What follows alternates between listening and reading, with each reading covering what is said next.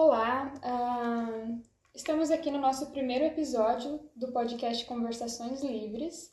Lembrando que esse podcast é produzido pelo Laboratório de Psicanálise da ACE, a Associação Catarinense de Ensino Guilherme Guimbala, e a gente tem como objetivo com o podcast trazer umas conversas centralizadas no campo da psicanálise e que tenham esse formato de podcast para chegar às pessoas de forma mais acessível, para conseguir conversar um pouquinho mais com temáticas que sejam mais virtualizadas, que tenham um alcance um pouquinho maior, por assim dizer. Então é aberto tanto para os acadêmicos quanto para as pessoas de fora que tenham interesse pelas nossas temáticas.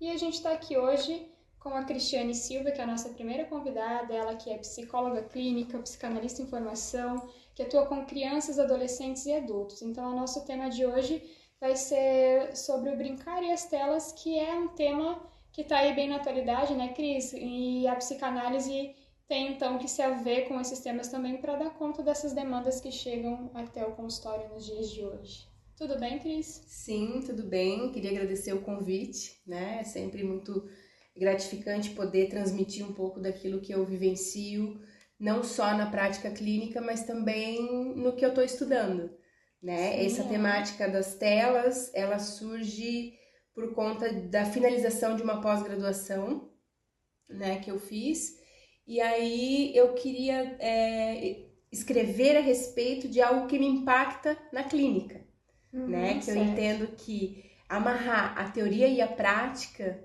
traz para mim um desejo muito mais firme, assim, na hora da escrita, na hora, né, da construção de alguma coisa. O acesso às telas é algo que está aí e a gente não pode mais ignorar, né? É algo que atravessa a gente diariamente e não tem como a gente ignorar porque trazem alguns benefícios para a gente também. O que a gente tem que é tentar conciliar ele no nosso dia a dia. E quais são essas demandas, Cris, que chegam para ti diante disso?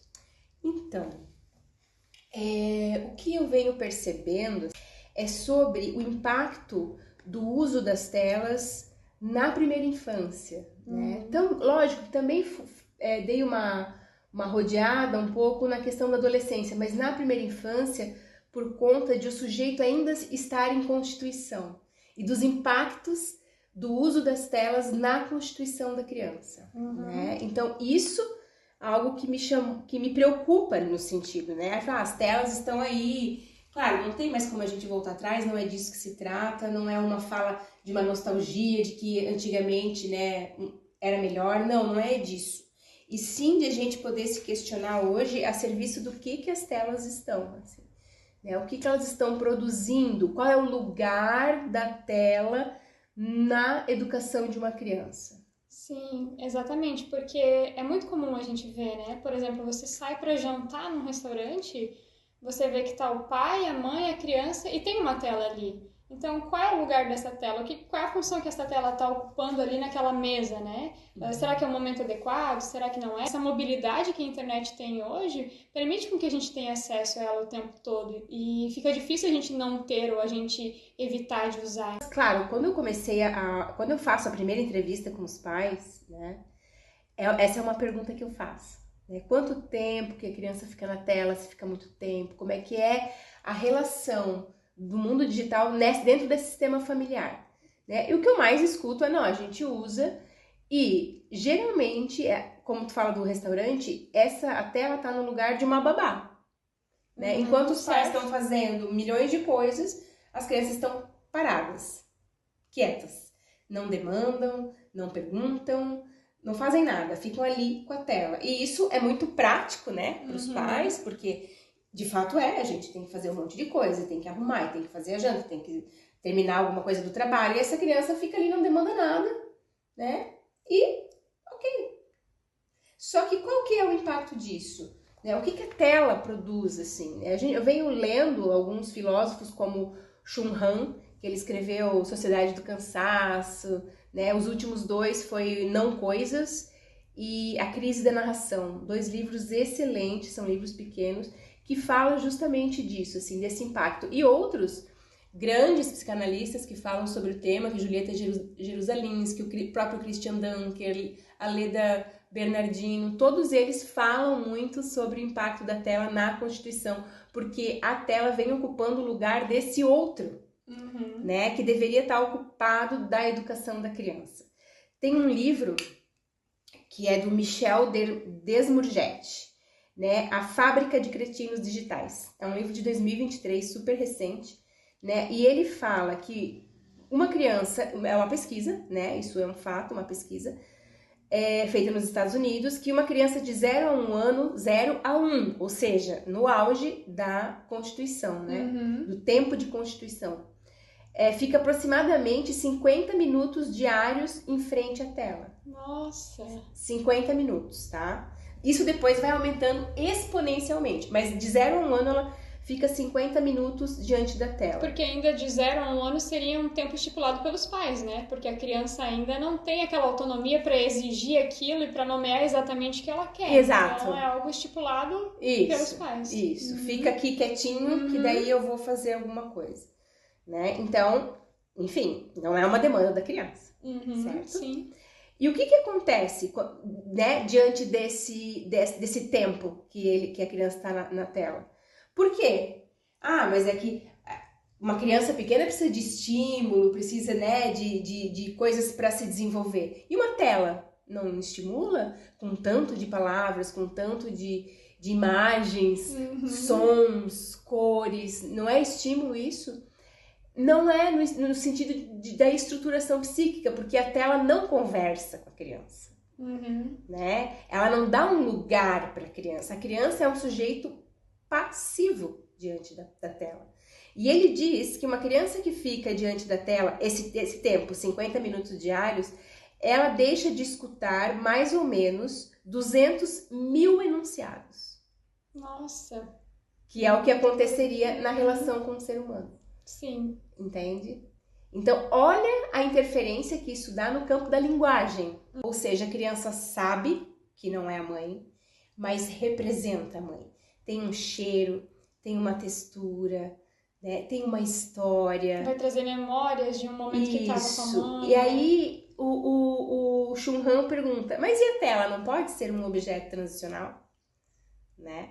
Só que assim, o objeto transicional de Winnicott representa o outro, certo? A mãe, no caso. Mas e o smartphone, ele pode ser considerado um brinquedo? Já que na lista de brinquedos hoje das crianças, ele é o primeiro? O que você quer ganhar? Um celular. Sim. Né? Isso está dado. Né? Mas ele pode ser considerado um brinquedo? Né? E aí vem uma discussão muito interessante. Né? Para o Freud, por exemplo, o brinquedo é um objeto de apoio no mundo real para que a criança possa depositar a sua imaginação, certo? Em coisas palpáveis, demarcando a diferença entre o brincar e o devanear, né? Se ele tem um objeto no mundo real e ele transforma a realidade, né, a partir da sua imaginação, ele transforma a realidade, isso é brincar. Se ele fica só pensando, é um devaneio, né? É uma coisa imaginária. Mas o brincar, ele produz essa interferência na realidade. A criança muda e sem grandes consequências, né? Assim, se é um brincar dentro de um certo limite, não tem consequências. Então ali ela pode elaborar coisas importantes em segurança, né? Por isso que o brincar é tão fundamental, né? Já a gente também pode pensar que qualquer objeto pode ser um brinquedo, desde que ele venha a se colocar a serviço da imaginação da criança. Sim, porque isso vai permitir que ela construa uma flexibilidade cognitiva, né? Também. Porque se o objeto não representa aquilo, mas ela consegue imaginar aquilo, então ela tá dando um contorno para aquilo que ela não tem, para aquilo que não é concreto na frente dela. Isso que tu fala é muito importante, para aquilo que ela não tem. O brincar é isso, é operar em torno da falta. Né? Isso é o brincar. Existe falta num brincar, num smartphone? Não tem, né? Tá tudo ali, né? Ao bel prazer. Eu vou e volto a hora que eu quero, eu paro a hora que eu quero, eu continuo a hora que eu quero. É infinito o que a criança pode fazer ali. Não vai ter fim, se ela passar a vida inteira acordada, vai ter coisa para ela fazer. Não tem fim, não tem um ponto final. Não tem castração, né? Então, de fato, o Dunker fala uma coisa muito, muito interessante no sentido de que a relação com a educação com esses objetos infiltrados transformam as crianças em consumidores exigentes. Porque com o toque dos dedos, eles vão fazendo o que eles querem, não existe esperar. Essa lógica que acaba se estruturando na educação.